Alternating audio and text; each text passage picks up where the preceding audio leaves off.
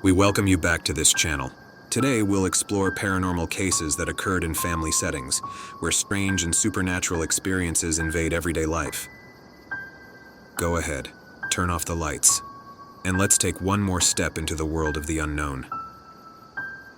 In the first story, we'll hear about a woman who, while home alone, heard mysterious footsteps and saw a figure that seemed to be her husband, but wasn't. Who or what was really in her home that night?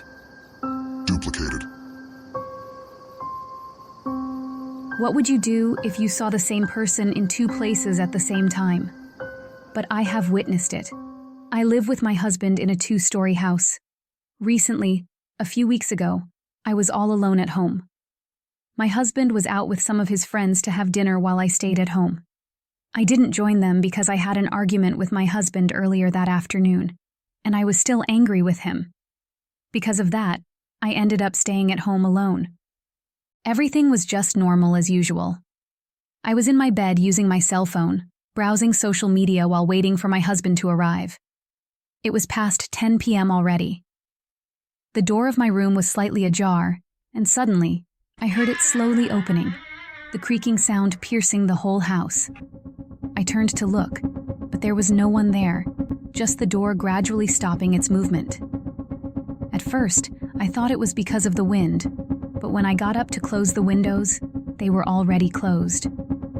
I got scared, but I just tried to divert my mind. I continued using my phone, but after a few minutes, I heard footsteps coming upstairs. I thought it was my husband.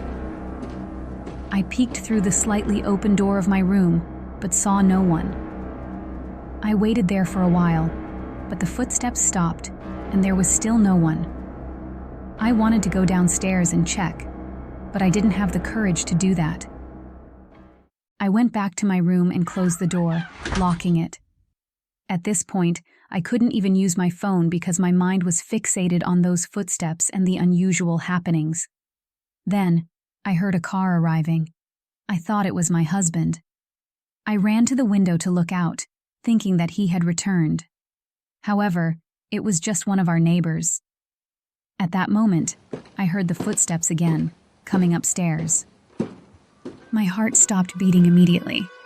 I acted on my instincts and got into bed, pretending to be asleep. I didn't know what else to do, so I turned my back to the door. Then I heard a faint voice of my husband from outside the room saying, "Erica, I am home. Are you asleep?" For some reason, I didn't respond. It wasn't that I was still angry with him, but for some reason, I just felt like not replying. The door opened, even though I had locked it from inside. Then I could hear my husband coming into the room, approaching me. He stroked my head. I kept on pretending to be asleep and didn't open my eyes. After a minute, he sat on the other side of the bed for quite some time until I heard those footsteps going outside the room. After about 15 minutes, I was still in my bed, pretending to be asleep, but I was feeling increasingly uneasy. Then, I received a message on my cell phone. When I looked at it, it was from my husband, telling me that he was almost there and expressing regret about our earlier argument. He also mentioned that he was bringing some food for me. That was crazy as hell. I was scared by what had happened. If it wasn't my husband, then who was he, and how did he get into our house? Thinking about everything, I don't know when I fell asleep. The next time I opened my eyes, it was the next day. I saw my husband sleeping on the couch. I asked him why he was sleeping there, and he told me that he came in quietly to sleep on the sofa, so he wouldn't wake me up. I didn't say anything about what happened earlier to me. I had no idea how to explain it, and I knew even if I tried, my husband wouldn't believe such a thing. So, I decided to keep quiet. I don't know what approached me during the night, but it was definitely not my husband. Since that day, I've been uneasy in the house, especially when I'm alone. I can feel another presence in my house, and I can see shadows in the corners.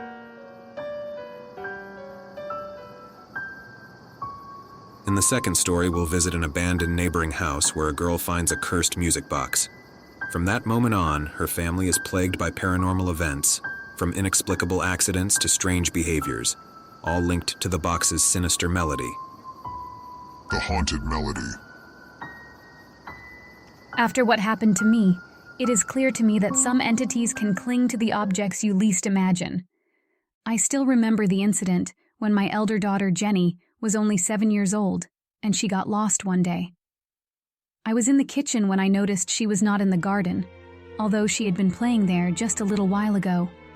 I checked the whole house and asked her grandmother and grandfather if they had seen her. They told me she was playing in the garden and had not come back into the house. I went out on the road to find her, but could not see her. Suddenly, I noticed the door of our neighbor's house was open, and a very strange music was coming from inside. For some reason, I felt compelled to check it out, especially since no one had lived there for the past 6 months. The previous occupants had moved out after the sudden deaths of their elderly parents 3 years ago. I went closer, and when I reached the door, I saw Jenny standing inside the house. Still, her back to me. I was shocked to find her there. I called her name many times, but she didn't respond. I approached her and turned her towards me. She looked at me as if she was clueless about what was happening around her. I asked her what she was doing there, and she said she didn't know. She was holding a small musical box made of wood and glass, with a lady figure doll inside it that was moving in a circle. That strange melody was coming from the box. I asked her to leave the box there, but she refused. I had a bad feeling about it and wanted to leave as quickly as possible, so I let her take the box with her and brought her home. Later, I asked her how she opened the door of that house. She said the door opened itself and someone called her name. I ignored this, thinking she might have imagined it. The next morning, I heard a strange sound from the hall. I went to check and found Jenny's grandpa lying on the floor while Jenny stood still, staring at him, holding that music box in her hand. I helped him up. Dad had slipped and fallen badly near the main entrance gate. He went on bed rest, repeatedly saying that someone had pushed him. A week later, we woke up as usual, but Jenny started screaming in her grandfather's room. We rushed in and saw her grandmother sitting in a chair, shocked and motionless. When we tried to talk to her, she only said one word, "Jenny." After that, she didn't speak another word. Jenny was standing still again, and that malicious melody filled the air. We took Mom to the doctor, who said she had experienced a severe shock from something. After that incident, Mom started behaving strangely. She wouldn't react to anything, but sometimes when Jenny went near her, she would start moving and try to say something, but couldn't.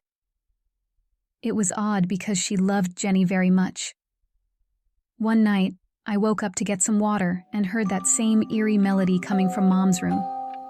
I went to check and saw Jenny dancing strangely, as if performing some ancient ritual to the music, in front of Mom, who was lying on the floor. I got scared, and the jug slipped from my hand. I called my husband, and we rushed Mom to the hospital. Her condition was serious, but nobody could explain what had happened to her. I tried to convince my husband that everything was related to that music box, but he didn't believe me. He thought I was being irrational. Finally, one night, I decided to take matters into my own hands. I silently went to Jenny's room while she was sleeping and took the box from her bedside table. Just as I was about to leave, she suddenly grabbed my hand. She was sitting up in bed, staring at me with a dead gaze. Out of nowhere, the music box started playing its eerie melody again.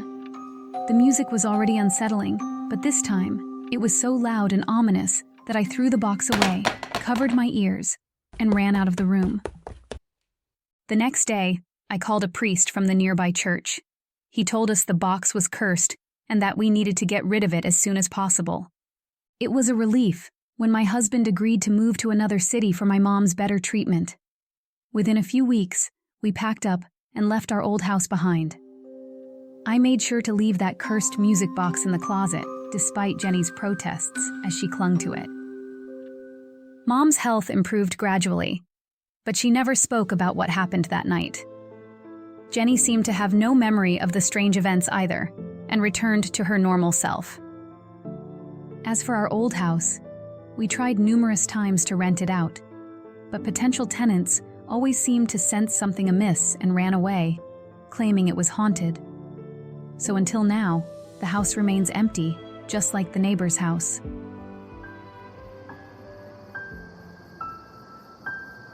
Finally, we'll tell you the story of a man who, after taking an old toy chest, unleashes the presence of a small, shadowy figure that tormented his brother in childhood. What dark secrets do these toys hold? And how will he stop the chaos that has invaded his home? What dwells in the chest?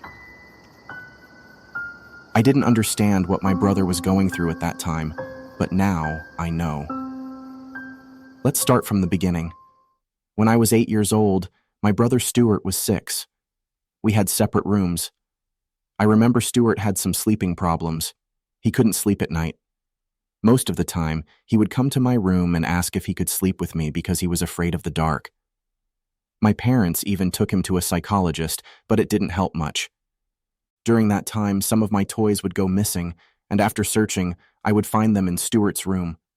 When I asked him about it, he would deny taking my toys.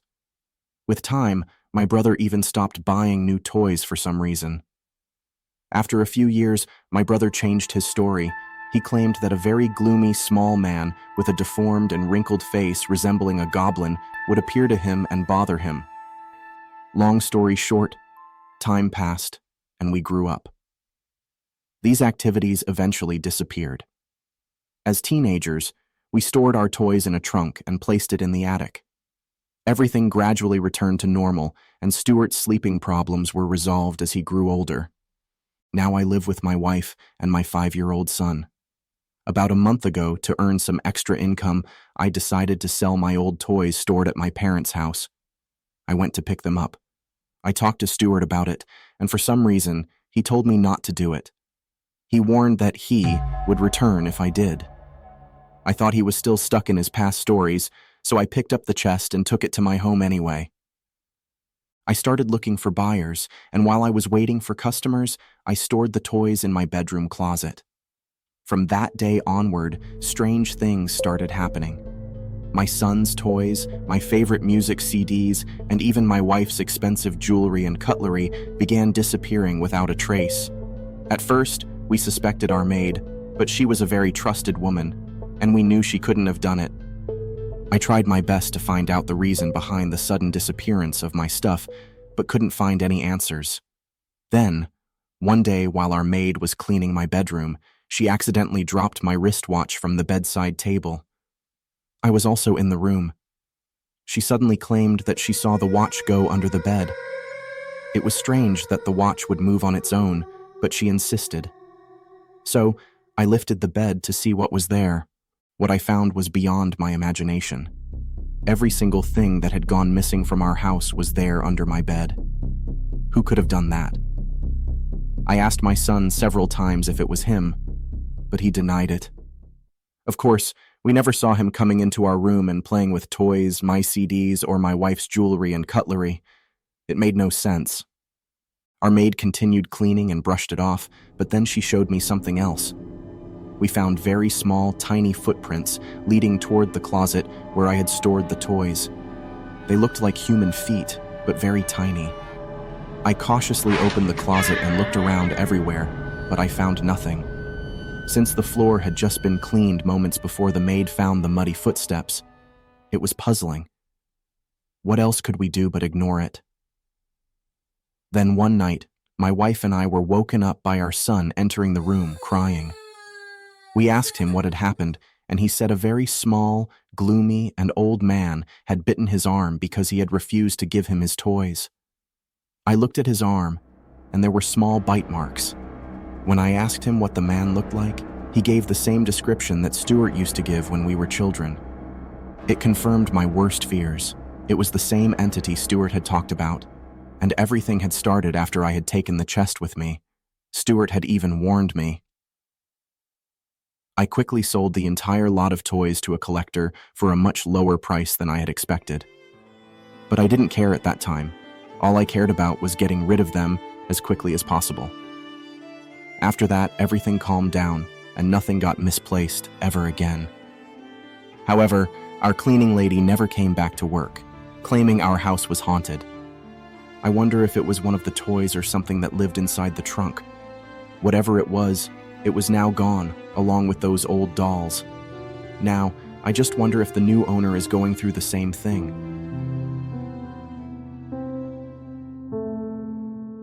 Thank you for journeying with us through the dark passages of these stories. If you enjoyed them, give us a like, share, and subscribe so you don't miss more tales of terror. Visit our channel to discover more incredible stories and let the fear continue. Remember, in the shadows, there are always more secrets to unveil. Until next time, where fear will once again be your companion.